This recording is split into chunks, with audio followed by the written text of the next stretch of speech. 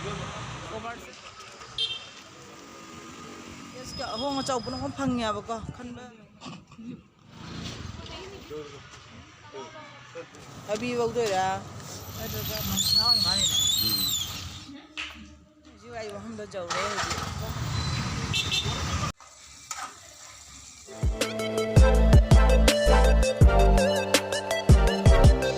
Nita Production. Hi ma'am. Ako yung home da ko bisa lugi. Ada karam home da na do chow ro ga jinga ga ya ba. Ji jam theng re mayam pro thong na re. Ada isu chow lugi da home da ro jeksi.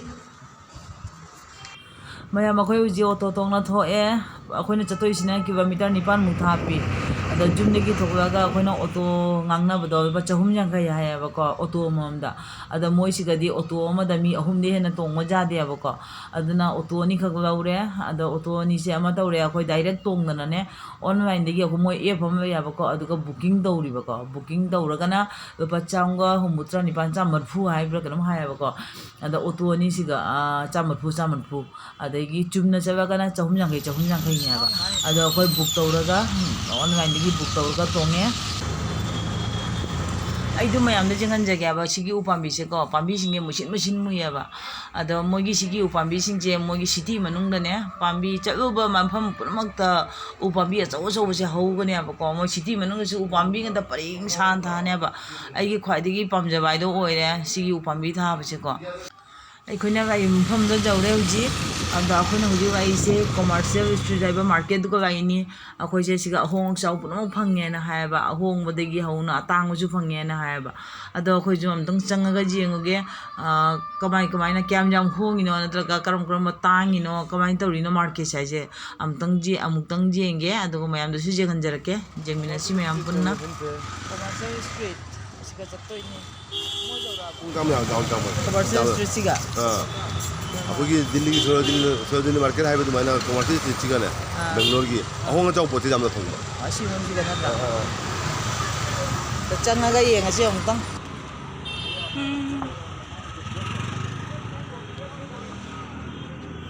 ai ko ji market manung da tapi changye adum jinsi nakan animang tane ai camera ji dum namanaga dum jangan jarake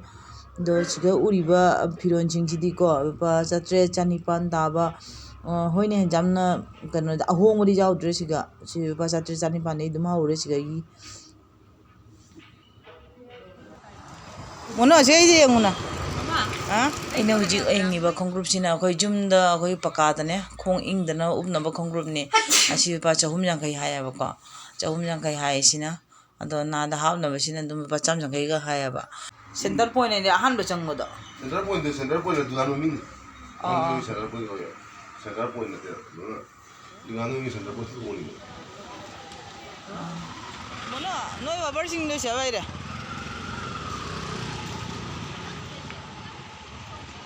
to se chang je ngo ji ana khara phaja doi mare Texas Mall ko ye Texas Mall akhoi du ni hu chang ni se Texas Mall ko hong jaw phangye ba atang odin hong dum phangye thi re ga di chan bai re ga di ko pi ju dum akhoi pass ko bi gum ba ni jam phangye akhoi branded ko pi company ko pass ko bi jam phangye mono mo chaw kan khan lai re moina kabi singe ba changa chatru chatret adung mo tai ba product ni adu du pa cham da ta ba su hum bu da ba bu jaw ba akhang de khoi na thi ba phang dana doi ra hang de thi ba hi be chi ma thau ta ni ba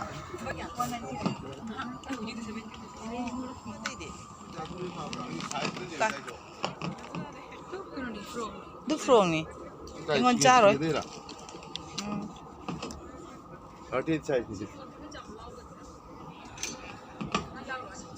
30 size sina 40 size kin akhoi pochai okhak yam na jeng ba re aduga mapan na modi pochai myam jo ga aduga mapan na dia mo jon ba u de ba do manung ga chang na khara jeng ya hujik Eda oh madu do ma tor ma thangja ga no mai jing ta ni ko ma pan pochai pu pro do ji 당근 와이. 당대가 노아진 것은 뭐 번다고야 봐. 그래서 당대가 노아진 것은 뭐 반으로 두간인지. 고집은 뭐 반으로 도도 좀 가야. 그럼 이들 프라는 마켓 프라 짜오더나 봐. 마치 제가 보다 이제는 지금 있는 거 가버려 돼. 그래 나 와이도 저건전에 보면 집에 저건전이나. 저거는 당대가 뭐 이거 봐. 너희들 그래 와이 소리 되는 와이는 왜 안 거다미니. 오늘 좀 지나노래 당대가 노아진 거 나로 나더라. 어두는 이 포시 그래 땅이지 먹는 거 정거도 그러더라. 그때부터 뭐 반으로 돌아가지 보통 공도 왜 있다. ꯑꯗꯨꯅꯦ ꯍꯥꯏꯁꯦ ꯄ꯭ꯔꯗꯛꯄꯨꯗꯤ ꯑꯃꯠꯇ ꯑꯣꯏꯕ ꯌꯥꯏꯑꯕ ꯑꯗ ꯄ꯭ꯔꯥꯏꯁꯤꯡꯗꯨꯗꯤ ꯈꯔ ꯇꯥꯡꯉꯤꯗꯅ ꯁꯦ ꯁꯤꯒꯤ ꯆꯨꯔꯤꯗꯥꯔꯁꯦ ꯑꯃꯨꯛ ꯂꯨꯄꯥ 1,500ꯒ 2ꯒ ꯏꯌꯦꯕ ꯑꯩꯈꯣꯏ ꯍꯧꯖꯤꯛ ꯂꯩꯒꯗꯕ ꯈꯔ ꯂꯩꯔꯦ ꯖꯥꯃꯤꯟꯖꯟꯅ ꯍꯣꯡꯈꯤꯕ ꯍꯥꯏꯗꯨꯁꯨ ꯑꯩꯒꯤ ꯑꯣꯏꯅꯅꯦ ꯊꯣꯛꯇ꯭ꯔꯦ ꯀꯩꯅꯣ ꯍꯥꯏꯗ ꯁꯤꯒꯤ ꯃꯐꯝꯁꯤꯒꯤ ꯑꯣꯏꯅꯗꯤ ꯄꯩꯁꯥ ꯄꯥꯏꯕ ꯀꯥꯡꯕꯨꯒꯤꯗꯤ ꯍꯣꯡꯉꯝꯒꯅꯤ ꯍꯥꯏꯕꯀꯣ ꯑꯩꯈꯣꯏꯒꯤ ꯑꯣꯏꯅꯗꯤ ꯌꯥꯝ ꯍꯦꯟꯖꯟꯅ ꯍꯣꯡꯕ ꯍꯥꯏꯗꯤ ꯑꯣꯏꯗ꯭ꯔꯦ ꯃꯈꯜ ꯁꯨꯅꯕ ꯄꯣꯠ ꯆꯩ ꯄꯨꯝꯅꯃꯛ ꯐꯪꯉꯤ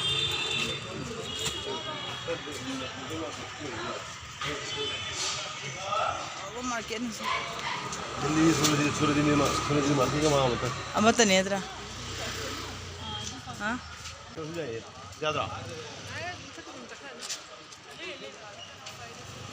ꯀꯣꯏꯕ ꯂꯣꯏꯅ ꯍꯧꯖꯤꯛ ꯊꯣꯛꯂꯛꯑꯦ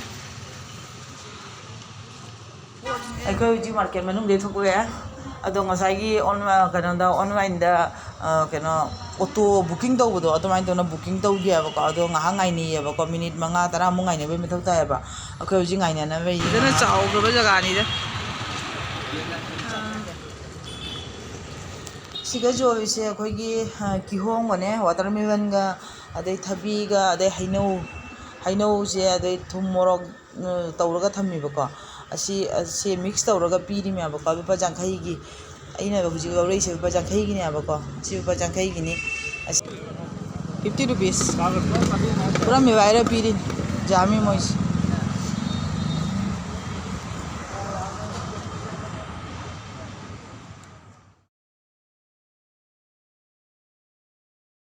ꯑꯣꯇꯣꯁꯦ ꯂꯥꯛꯄ ꯉꯥꯏꯕ ꯑꯣꯏꯅ ꯑꯩꯈꯣꯏ ꯉꯥꯏꯍꯥꯛ ꯂꯦꯞꯅ ꯆꯥꯔꯤꯃꯦꯕ ꯑꯗꯣ ꯉꯥꯏꯍꯥꯛꯇꯪ ꯃꯇꯨꯡꯗꯗꯤ ꯂꯥꯛꯑꯅꯤ ꯑꯗꯣ ꯑꯃꯨꯛ ꯌꯦꯡꯁꯤ ꯍꯧꯖꯤꯛ ꯑꯩꯈꯣꯏꯅ ꯕꯨꯀꯤꯡ ꯇꯧꯈꯤꯕ ꯑꯣꯇꯣꯗ ꯊꯨꯡꯉꯔꯦ ꯑꯩꯈꯣꯏ ꯍꯧꯖꯤꯛ ꯆꯠꯅꯕ ꯇꯧꯔꯒꯦ ꯑꯣꯇꯣ ꯑꯅꯤꯅꯦꯕ ꯕꯨꯀꯤꯡ ꯇꯧꯈ꯭ꯔꯤꯁꯦ ꯑꯗꯣ ꯑꯩꯒ ꯃꯥꯡꯁꯤꯒꯅ ꯑꯩꯒ ꯍꯁꯕꯦꯟꯒ ꯇꯣꯡꯉꯦ ꯑꯗ ꯃꯅꯤꯡꯒꯤ ꯑꯣꯇꯣꯗꯅ ꯑꯩꯈꯣꯏ ꯏꯆꯥꯅꯨꯄꯤ ꯑꯅꯤꯒ ꯃꯣꯏ ꯃꯅꯤꯇꯣꯟꯒ ꯇꯣꯡꯉꯦꯕꯀꯣ ꯑꯩꯈꯣꯏ ꯍꯧꯖꯤꯛ ꯍꯟꯅꯕ ꯇꯧꯔꯒꯦ ꯑꯗꯣ ꯂꯝꯕꯤꯗ ꯆꯠꯅ ꯑꯃꯨꯛ ꯌꯦꯡꯉꯁꯤ ꯃꯌꯥꯝꯗ ꯑꯩꯅ ꯉꯁꯥꯏ ꯍꯥꯏꯗ꯭ꯔꯅꯦ ꯀꯣ ꯃꯣꯏ ꯂꯝꯕꯤꯗ ꯑꯩꯈꯣꯏꯒꯤ ꯁꯥꯏꯗ ꯎꯄꯥꯝꯕꯤ ꯊꯥꯏꯌꯦꯅ ꯍꯥꯏꯗꯣ ꯃꯣꯏꯒꯤ ꯎꯄꯥꯝꯕꯤꯁꯤꯡ ꯑꯗꯨ ꯃꯌꯥꯝꯗ ꯈꯔ ꯌꯦꯡꯍꯟꯖꯒꯦꯕ ꯂꯝꯕꯤ ꯃꯄꯥꯟ ꯄꯨꯝꯅꯃꯛꯇ ꯑꯆꯧ ꯎꯄꯥꯝꯕꯤ ꯉꯥꯛꯇꯅꯦꯕ ꯃꯣꯏꯅ ꯊꯥꯔꯤꯁꯤꯡꯁꯦ ꯁꯥꯊꯤꯅ ꯐꯖꯈ꯭ꯔꯖꯥꯠꯅꯤ ꯑꯗꯨꯅ ꯃꯐꯝꯁꯦ ꯁꯥꯁꯨ ꯁꯥꯗꯦ ꯏꯪꯁꯨ ꯏꯪꯗ꯭ꯔꯤꯖꯥꯠ ꯅꯨꯡꯁꯤꯠ ꯋꯤꯔꯤ ꯋꯤꯔꯤ ꯁꯤꯠꯅ ꯑꯗꯨꯝ ꯂꯩꯔꯤꯁꯦ ꯑꯗꯨꯒꯤꯅꯦꯕꯀꯣ ꯃꯣꯏ ꯎ ꯋꯥꯁꯤ ꯌꯥꯝ ꯃꯔꯥꯡ ꯀꯥꯏꯅ ꯂꯩꯌꯦꯕꯀꯣ ꯑꯗꯨꯁꯨ ꯑꯄꯤꯛꯄ ꯅꯠꯇꯦꯕ ꯑꯆꯧ ꯎꯄꯥꯝꯕꯤ ꯉꯥꯛꯇꯅꯤ ꯂꯩꯔꯤꯁꯤꯡꯁꯦ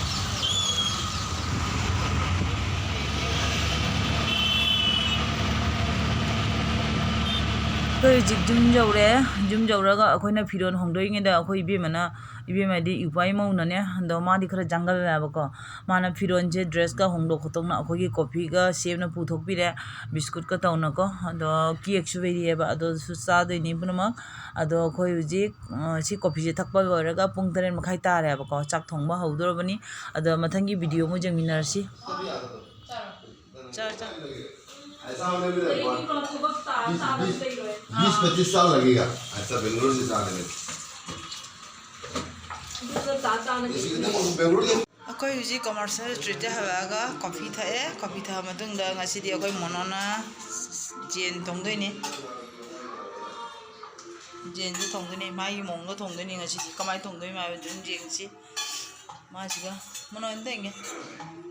ꯃꯣꯔꯣꯛ ꯑꯉꯥꯡꯕꯤ ꯆꯅꯝ ꯁꯤꯡ ꯄꯨꯝꯅꯃꯛ ꯐꯨꯠꯇꯣꯛꯑꯒ ꯇꯛꯇꯣꯏꯅꯦ ꯃꯥꯏꯁꯦ ꯌꯦꯡꯒꯦ ꯀꯃꯥꯏꯅ ꯇꯧ ꯊꯣꯡꯕ ꯀꯣꯟꯅ ꯌꯦꯡꯉꯁꯤ ꯁꯤꯡ ꯇꯦꯖꯄꯇꯥ ꯇꯧ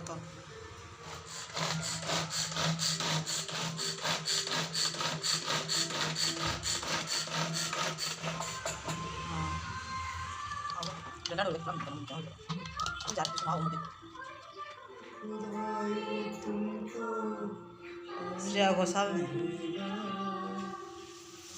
Sasaudo. Mana ini ngetak pada. Ini pun baru kan apa ni anda. Tunggu. Ini nang jual yang botol jadi. 하고도 먹나.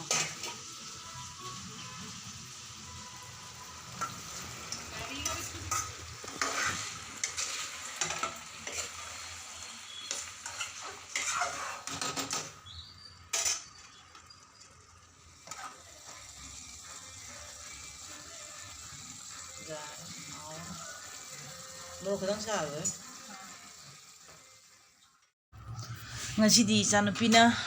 akhoi jen thong se mana thogini ngasi di ado jamna hawgado mong suma be ba ko ma di dum